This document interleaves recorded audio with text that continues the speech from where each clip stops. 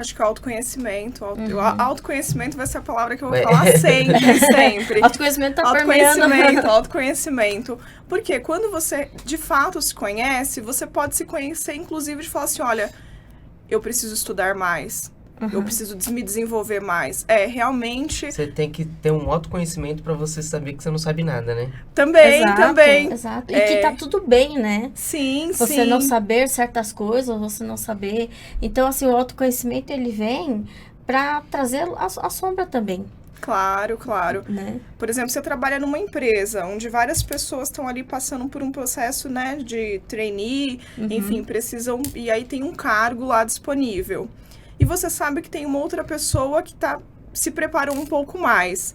E aí você começa a se auto-sabotar, porque você acha que você não é merecedora, que o processo de seleção dentro da empresa está sendo injusto, sendo que você não é capaz de olhar e ver que aquela pessoa estudou mais, está mais preparada, está, de repente, há mais tempo na empresa, sendo que isso também não define nada, porque se a outra pessoa estiver mais preparada, não é só quem está há mais tempo na empresa. Sim. Então, você começa a perceber que você vai precisar estudar, que você vai precisar criar entendimento de coisas que você não sabe. Tem a Márcia Sensitiva, não sei se vocês veem. Esses dias eu dei muita risada. Uma moça lá falando assim, mas por que eu não sou promovida na minha empresa? Ela fala assim, você não lava o cabelo? Você anda com essa testa toda cheia de óleo? Então, aquilo que você, né, em outros podcasts de vocês, tem também essa informação da nossa postura pessoal, da nossa imagem. Então, você vai precisar desenvolver habilidades. Elas não surgem da noite pro dia.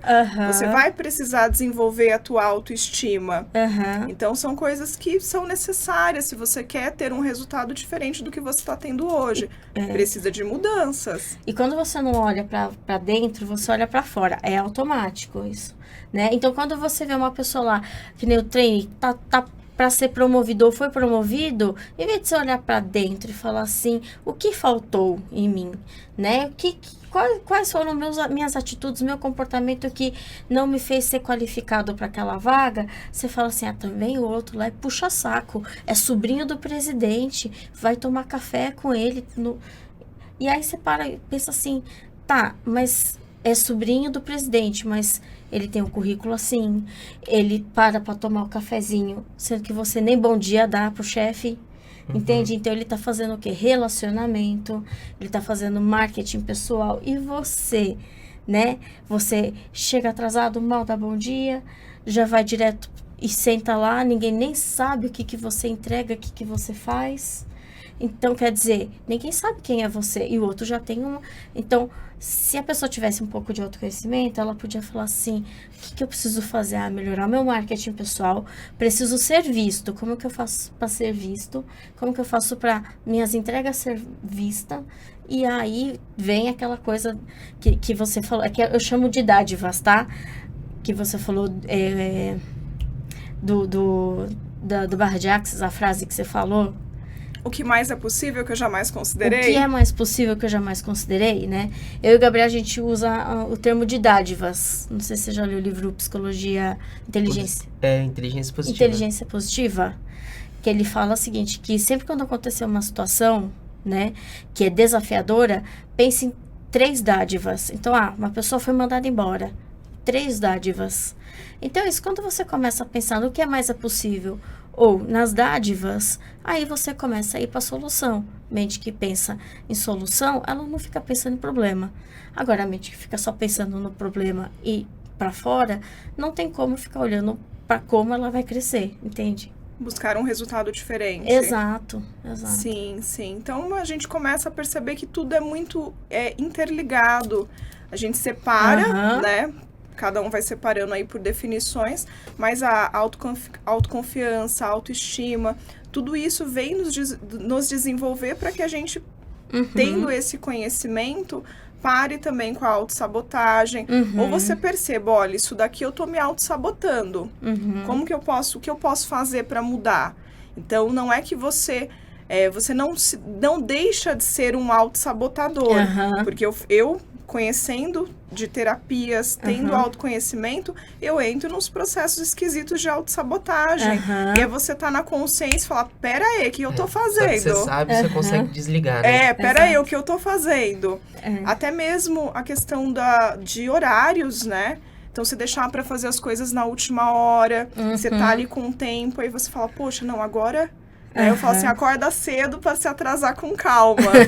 É uma forma de você se auto-sabotar no seu dia a dia. Você vai chegar atrasado, você vai chegar esbaforado ali numa situação.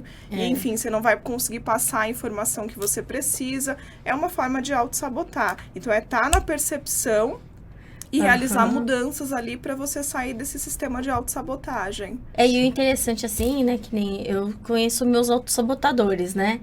E é interessante que quando às vezes alguém me fala uma coisa assim, eu nem dou desculpa, mas eu falo, não, eu tô me autossabotando mesmo, é falta de vergonha na cara, tá? Né? Que nem o Gabriel falou assim, faz tempo que você não tá indo pra academia. Gabriel, eu tô me sabotando mesmo. Eu até podia contar aqui as historinhas, que eu tô sem tempo. Porque ele sabe que ele ia... Eu sabia que ele ia me refutar, entendeu? Então eu já falo logo assim. Mas é isso, você já sabe. Então você já cria menos historinha pra você e já vai direto ao ponto, assim, tá? Eu sei que eu tô desorganizada. Então agora você já pode ir pra parte da solução. Agora, se você conta historinha pra você mesmo meio que se acolhe naquela historinha, assim. Ah, não, veja bem, é que a minha agenda tá tão cheia, tá tão corrido, fim de ano, né? A gente tá cansado. Aí a nossa mente mesmo fala assim, fica aqui, não vai pra academia não, nossa, você tem razão, fica aqui de boa, né? Então, esse que é legal da gente conhecer os nossos sabotadores, que aí a gente também já pega mais rápido, né, a solução. Sim. Você sente isso também? Sim, eu percebo muito que, por exemplo, assim, eu sou...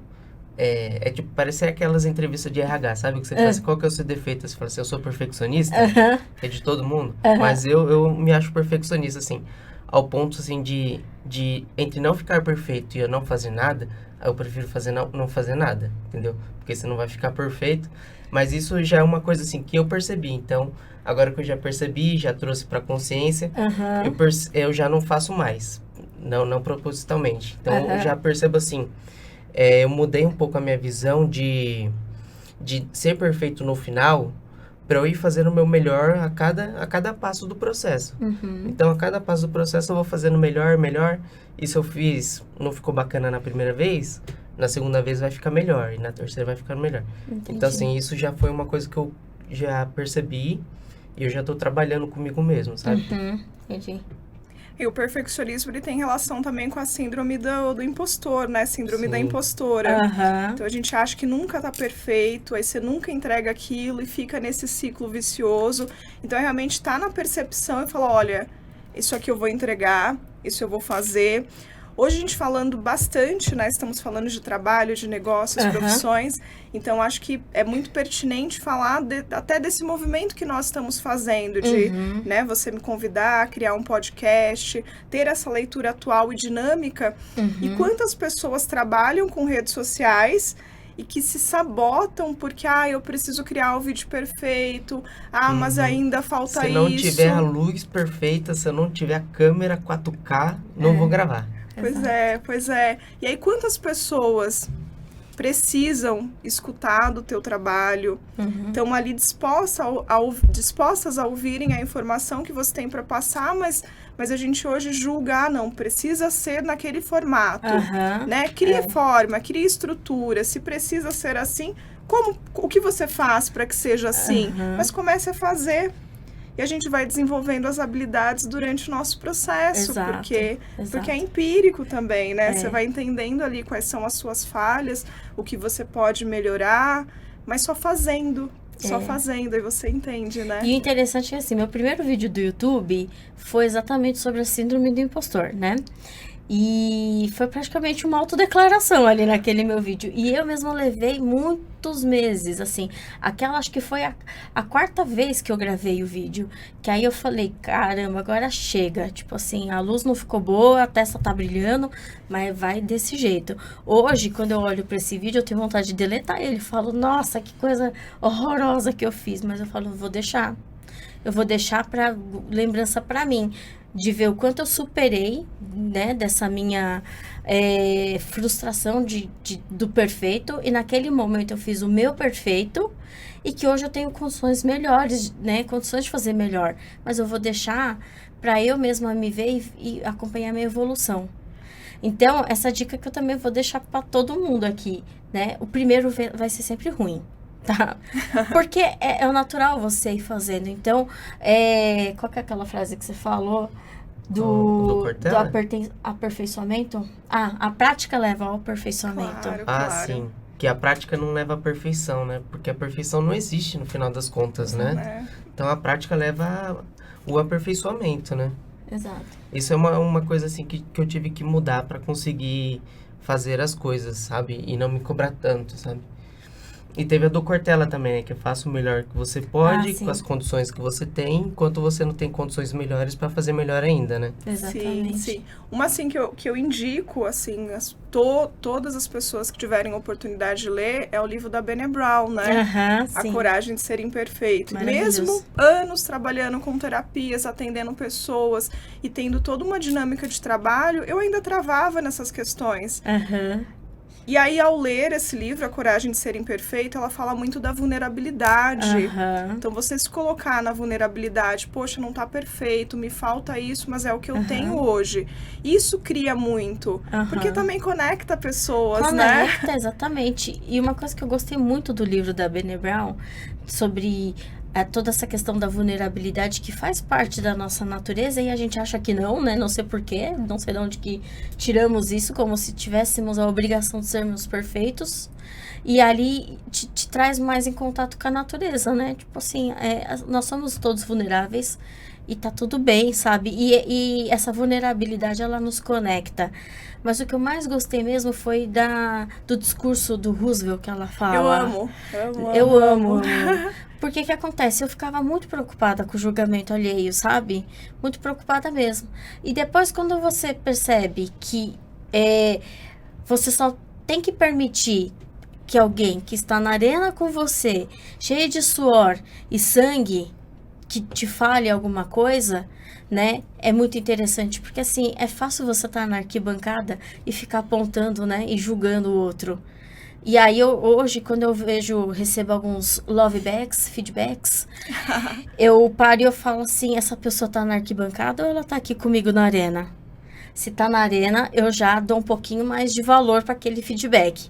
Se a pessoa tá na arquibancada, eu já divido por 2. Entende? Porque ela não tá aqui, ó, passando pelo que eu tô passando pra ela. Ela tá olhando de uma forma tão rasa, tão superficial, que ela não sabe o que é isso.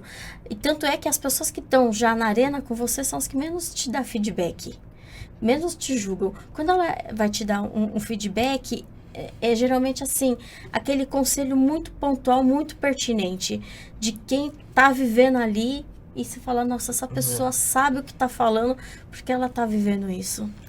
É exatamente sobre isso, a gente saber dividir, né, quem realmente tá na arena e quem tá na arquibancada, porque assim, a gente começa a criar conteúdo, a gente começa a aparecer, então é o tempo todo tá ali na percepção também de eu tenho um objetivo, eu tenho um editorial, né, de publicações, eu tenho um editorial das coisas que eu quero passar. Obviamente tem conteúdos que são mais densos, quando principalmente eu vou tratar da psicanálise, eu vou tratar de saúde mental, e aí você tem que ter umas pílulas que seja compreensível para essas pessoas. De repente, um outro psicanalista que trabalhe com uma maneira mais profunda, que não tem uma linguagem de Instagram, de redes sociais, e não tá fazendo o trabalho que eu estou fazendo, ele vai me julgar, mas eu não posso criar o conteúdo para essa pessoa. Exato. Né? O meu conteúdo é para quem? É para pessoa que tá lá na depressão, que tá lá buscando, né, uma corda para subir. Então, essa pessoa que eu me conecto. E aí eu tenho que deixar de lado todas essas outras pessoas que vão falar, olha, isso não, deveria ter falado dessa forma, o conteúdo tá engraçado, faltou isso, você não falou aquilo, e aí a vontade que eu tenho é falar assim, Vamos criar juntos, né? Vem comigo, me ensina como fazer. Você quer aparecer também? Vamos criar juntos. Eu tô escolhendo ser uma contribuição, você escolhe também? E é sobre isso. Você sabe que uma vez, logo no começo, quando eu comecei a fazer meus vídeos assim, de Reels, uma pessoa falou assim pra mim, você fala com a cabeça torta. Aí eu pensei comigo, a pessoa não sabe, não faz noção do quanto é difícil pra mim fazer esses vídeos. E eu tô tão focada no conteúdo que tô nem ligando pra minha cabeça torta. E no começo, eu gravava um vídeo 500 vezes, deletava, gravava, deletava. Hoje não, eu gravo e falo assim, tô clara? Passei minha mensagem? É isso. A não ser que passou caminhão, avião... Aí eu refaço, se não, eu entrego. Porque, primeiro, o conteúdo, ele é muito rápido. Ele não vai ficar para os meus tataranetos, entende? Então, assim, para que eu vou cobrar esse nível de perfeição, sendo que eu tenho que me focar na entrega? E aí eu parei para pensar, mas essa pessoa aqui também nunca fez um vídeo nem uns stories. Então, né, eu não vou me preocupar com isso. Vai continuar com a cabeça torta, com a boca torta e tá tudo ótimo. E eu continuei, e valeu muito a pena. Teve um dia que eu fiz um story, que eu tava falando muito, eu tinha acabado de sair da aula do taekwondo, e na aula foi aula de luta. E aí a aluna que tava lá comigo, na hora que eu ia dar o golpe, ela se encolhia toda, assim, sabe? E ela falou, é um processo natural meu, porque eu sempre fiz corrida, nunca fiz luta, né? E eu falei, nossa, olha como que é o medo, né? E isso, eu fiz uma conexão com o medo da vida, assim, como a gente se retrai diante das coisas. E aí eu falei, tá com medo, vai com medo mesmo. Essa foi a dica que eu dei. E aí passou tipo uns 2 dias, eu fui tomar um café, e aí a moça lá da lanchonete falou assim pra mim, sabe aquele story que você fez? Eu falei, sei, do medo. Eu falei, sei. Ela falou assim, senti que era pra mim.